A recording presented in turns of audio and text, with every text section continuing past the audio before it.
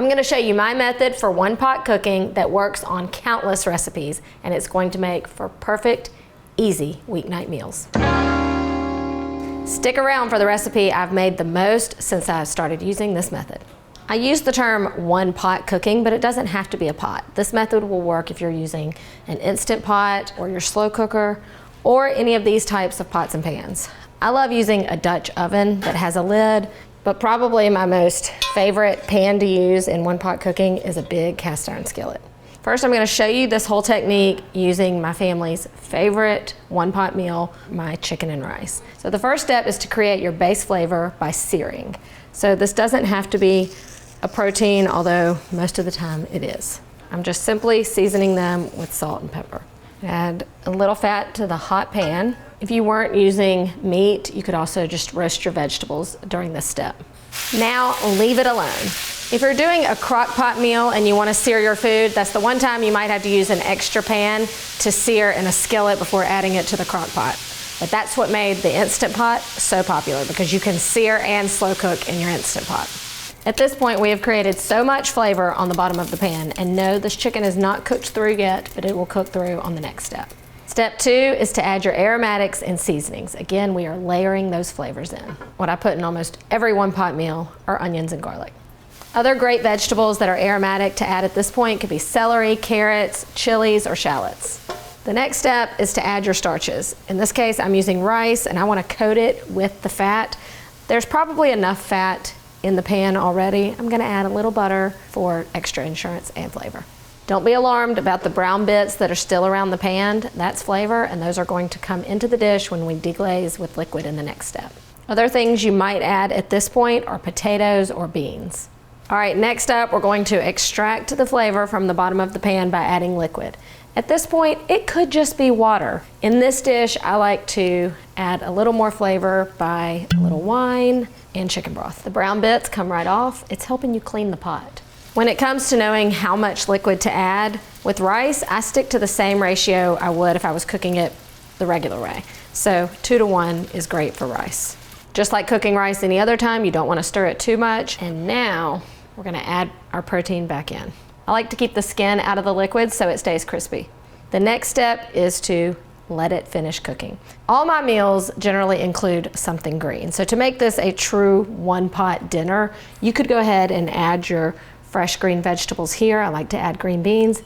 It's not going to look as pretty, so I'm not going to do it today, but just know that you can. I like to finish this off in the oven. It gives me time to clean up the rest of my kitchen, and it's just easy that way.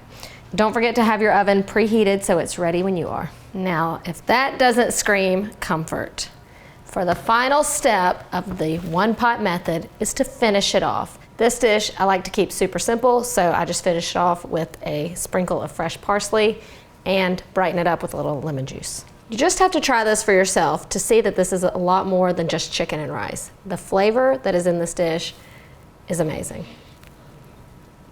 In case you missed it, I'm going to show you how that method works for a completely different dish. As promised, this is my favorite dish that I have been making one pot ever since I learned this method. So I've created this one pot cheesy bacon ranch pasta with chicken and broccoli. It's delicious. Here we go. Again, the first step is to create that base flavor in the bottom of the pan. So I've already cooked off some bacon, and now I'm going to sear our chicken in the bacon drippings. If you wanted to make this a completely vegetarian dish, you could start at this step.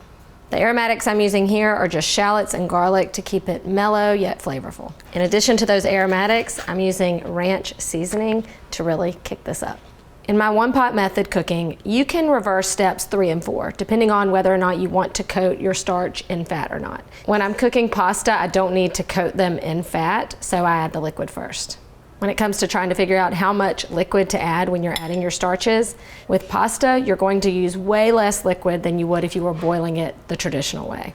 A general rule of thumb is about 1 cup of liquid per 1 cup of pasta. For this dish, I use water as the main liquid in combination with milk. The milk is going to add some creaminess, but that water is plenty of flavor. You can save the broth for another dish because we've already created so much flavor on the bottom. I'm going to bring my liquid to a simmer and then add in my pasta. At this point, I want the pasta to absorb the liquid. I don't want it to evaporate out, so I'm going to cover it. So this is when we're going to add in our fresh ingredients. In this case, I'm going to add back in the chicken. Be mindful of the cook times. I didn't do this right when I did step 4 because this won't take as long to cook as the pasta. So I'm gonna add it in now. Check this out. We're ready for the final step, but look at this. It looks creamy and we haven't even added the creamy part. All right, the final step, finish it off. So this is when I'm adding the cheese, and for extra creaminess, I'm adding a little sour cream. You don't want to add this at the beginning because it will curdle and burn. You can't tell me that doesn't look good. This is also the time to cut the heat all the way down or off. I mean, I created this one complete meal for the family with minimal mess to clean up. I finish it off with that bacon we cooked first. Y'all, this is like an amazing dinner. And here's a little secret. Once you know the formula, you can create countless meals using a little imagination and whatever you have in your pantry. For even more one-pot meals and inspiration, check out our videos linked in the description below. If you liked this video and learned something new, give it a thumbs up and subscribe. And don't forget to turn on your notifications so you never miss anything from Allrecipes.